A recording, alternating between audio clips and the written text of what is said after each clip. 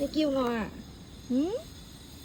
？Hello，hello，hello，hello，hello，hello，hello。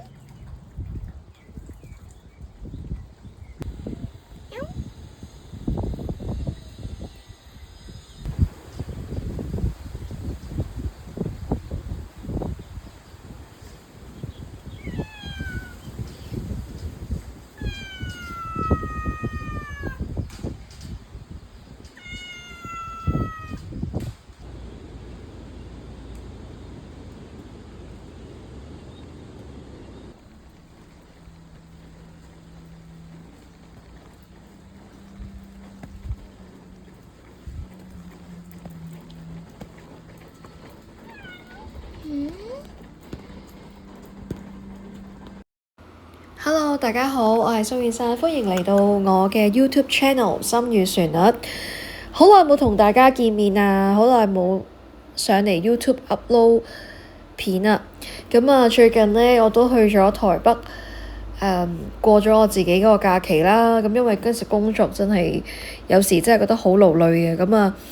都需要身心都放一個長嘅一個假期去叉電啦。咁我自己啦就去咗後同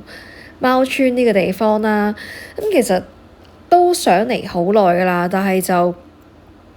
一直都冇話不如去台北，因為成10幾年冇去過台北㗎啦我自己，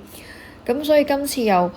試下又去下睇下而家即係有啲咩轉變啦。咁我自己啦就好開心咯，去到貓村，因為我覺得呢度啲貓貓好有靈性啦，咁同佢哋講嘢，譬如其實你睇到片頭嘅時候有幾隻貓，我同佢 hello，其實佢都會衝過嚟啊，跟住就會想我摸佢啊，咁又會回應返我啊，跟住有一隻貓貓仲要帶我去一個 coffee shop 度飲咖啡啊，即係我覺得我真係覺得我生命裏邊係唔可以冇貓嘅咯。咁同埋我自己覺得我自己同貓，我覺得好似好有緣分咯。即係無論點樣都好啦，咁啊見到啲貓我就好開心。咁所以真係絕對推介，如果你自己本身有養貓或者你鍾意貓，我諗後同貓村呢個地方絕對可以滿足到你身心靈上面嘅需要，同埋你嗰種同佢哋，即係就算我係去咗，我諗我由朝頭早8點幾入咗去，其實冇乜人啫嘛，咁我就純粹係同佢哋玩下，跟住餵下嘢俾佢食啊，跟住影下相啊，跟住就我諗我點零鐘就出返去台北市區嗰度咯。咁其實我自己有一間 coffee shop 好想去，但係嗰日我去嗰日咧佢又冇開喎，咁所以希望下一次有機會可以即係再去試下啦，因為呢間叫鳥阿二宅嘅 coffee shop 咧，即係聽人講佢裏邊好靚，同埋即係佢啲嘢食都相當唔錯。即係如果你大家有機會去猴同貓村呢個地方，絕對推介，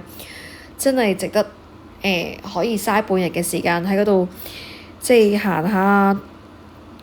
摸下貓啊，影下相啊，即係可以去放鬆一下咯。咁我喺貓村就買咗一個啤酒樽咁嘅造型嘅有貓草嘅玩具俾佢哋啦，跟住返到嚟就勁開心喎，超開心。